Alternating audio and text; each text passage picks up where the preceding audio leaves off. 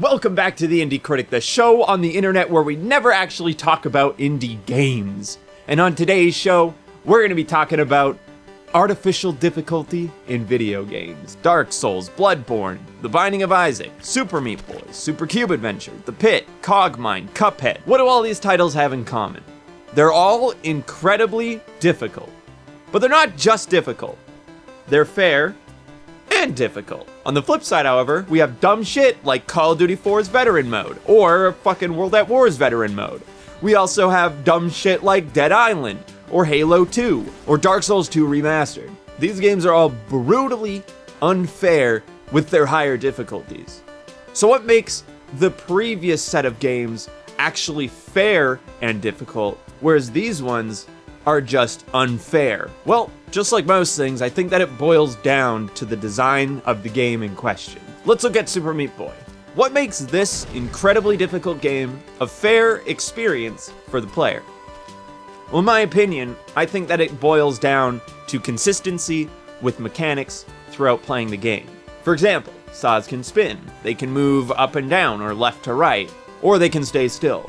Lava balls bounce, rockets will fucking track you. No matter how well you're doing or how fast you're running the game, the mechanics never change. Consistency within the design of the game is a key component for fair difficulty. Sure, Super Meat Boy has some difficult mechanics, like this rocket in hell is hard to deal with sometimes, or this fucking bouncing lava ball. But you can always depend on these mechanics acting exactly the same no matter what you're doing in the game. Right away you introduce saws, and they're usually static saws that just spin in place, and you have to avoid static saws. Then later, those same saws that you know how that they kill you and they know that they're round, those same saws then will start moving back and forth. So you got moving saws. And then, even later than that, you'll get these saws that are on these little spinners that act like windmills, and they go around in a circle. Now it's the same saw that you've jumped over a million times before, but it's coming at you in a different way. And it's just expanding on the basic mechanic and making it different and more enjoyable each time. As a designer, you want to explore each mechanic and make sure that it can be enjoyed at least 3 or 4 different ways. If it's only got one use and you can only get one use out of it, then it's pointless because you need to be able to juice it. You gotta figure out new ways to use it. It's the exact same design philosophy that went into Killing Floor 2's higher difficulty levels, which is another prime example of fair difficulty. Killing Floor 2 is a game about killing zombies, which is pretty goddamn easy to make more difficult, right? You just increase the zombies' health, you spawn more of them, and you make them deal more damage. But that's not exactly how Tripwire balanced Killing Floor 2's higher difficulty levels. You're lying! I wouldn't say I'm necessarily lying. However, I will admit that on normal difficulty, you're only seeing 75% of the base zombie health. You'd have to go onto hard to see the actual health and damage that they're supposed to be dealing. The differences between hard and Hell on Earth are only minuscule differences between health. Anyways, Tripwire's approach at higher difficulty design is about giving the enemies more abilities instead of base increasing their health or damage or things like that. For example, the Crawler gets an ability to dodge some bullets. They also add variant versions of the Crawler on higher difficulties. Like, you'll get this white Crawler that spawns, and when you kill him, it explodes into like this gas cloud that damages you. Again, it's about establishing conventions in the game and mutating the mechanics to get more out of the things that you've already created. Which brings us to deciding what is unfair game design. And it's a little bit of a gray area that's going to take a little bit more digging.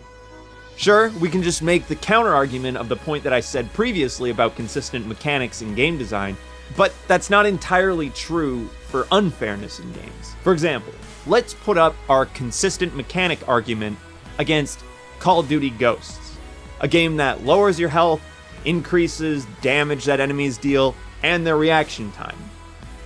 So why do I consider this game, which alters specific game mechanics, why do I count that as a fair game versus, say, Call of Duty 4, which does exactly the same thing?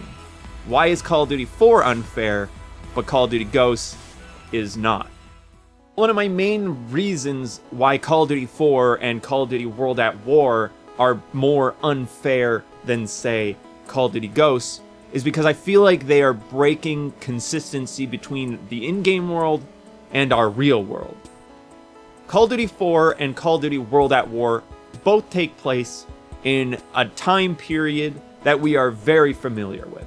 You have World at War, which is a World War II game, and you have Modern Warfare, which is a Modern Warfare game. And having them set in such a familiar space brings unconscious expectations about how specific things should work. My first expectation is when I shoot somebody that they die, or if I get shot, I die. And that's consistent throughout all of the series and all of the difficulty levels. I feel like this is fairly balanced. My second expectation is when I kill somebody that they stay dead and they're not instantly replaced by another person if I don't pass a trigger point in the map. And that's where we start getting into inconsistencies between the in-game world and our out-of-game world. Infinitely respawning enemies are not only annoying on normal mode, but they are incredibly unfairly difficult on veteran, where 1 to 2 bullets kill you. The third expectation that I set when going into a modern day shooter game or a World at War game is there will be no magic. And yet, here I am, in World War II, wondering where all these Nazi and Japanese fucks are pulling out all these grenades and landing them perfectly on my ass. It's incredibly frustrating to deal with and complete bullshit. Let's test our theory on unconscious expectations on a game like Halo 2, which is revered as an incredibly unfair, difficult game by plenty of people in the world. In Halo 2, you're playing as Master Chief, an established, badass, alien-killing motherfucker. In Halo 1 on Legendary, you could take several shots and still be walking. You could even get into a fucking melee scrap with an alien. Try to do that in Halo 2, and yep, absolutely fucking obliterated. It's fucking incredible. The amount of damage that the enemies deal to you in Halo 2 is fucking outrageous. It literally takes seconds less time to kill you in Halo 2 than it does in Halo 1. Literal seconds. It breaks your expectation of the character, especially when he's built up to have these incredibly more advanced fucking shields than the previous game. And yet, they recharge slower than the previous edition. Fuck, if you want a different reason why this game is unfair, let's just take a look at the enemy layout of the game. Sure, enemy location remains consistent throughout all difficulties in Halo 2, but that's where the problem is. In some scenes, you will literally die before your UI and your HUD can even load in. Before you even gain control of your character, you are instantly killed. It just shows that the rushed development of Halo 2 seriously fucked the legendary balancing of the game. Don't get me wrong, I love Halo 2, but fuck, it was so damn annoying to go through and play this game on Legendary again. I really hope that in the future we get more games that decide to add interesting mechanics to make their harder difficulties a challenge that's fair. Metro 2033 had a great interpretation of a harder difficulty without compromising fairness by making you and your enemies both glass cannons, meaning most gunfights will end in either a one-shot kill for you or a one-shot kill for your enemy. But this allows for a stealth mechanic that was never really seen at the initial launch of Metro 2033, making you decide when to take shots and when you're going to be the most safe to kill an enemy. Same thing with Alien Isolation. The harder difficulties turn your tracker into more of a mobile handheld submarine sonar gun and gives the alien more aggressive tactics and makes him hunt more animal-like. I can't wait to see all the new games in 2019, and being a gamer who loves to beat the game on the hardest difficulty, I really hope that we see more fair and balanced harder difficulties that are actually challenging without having bullet sponge damn monsters like Halo 2's fucking elites. Anyways, guys, thank you so much for watching this episode of the Indie Critic. It was a hard week of making videos. I have like 4 or 5 scrapped fucking scripts that I don't even know what I'm gonna do with anymore. I don't know, man. But thank you. I'm glad that we got through at least one video.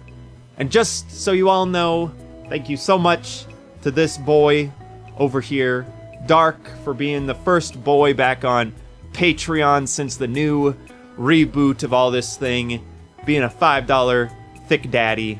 This guy, cool dude. Thanks so much for supporting me on Patreon and supporting me on Twitch and all that other good shit. There's also a new gameplay channel over at the Indie Plays, which Brandon and I do some content over there. I'll edit some streams on over there, and yeah, just a bunch of cool shit. And if you want any stream archives, over at the Indie Streams or over at twitch.tv/IndieCriticShow. Guys, thank you so much for watching, and I'll see you on the next one.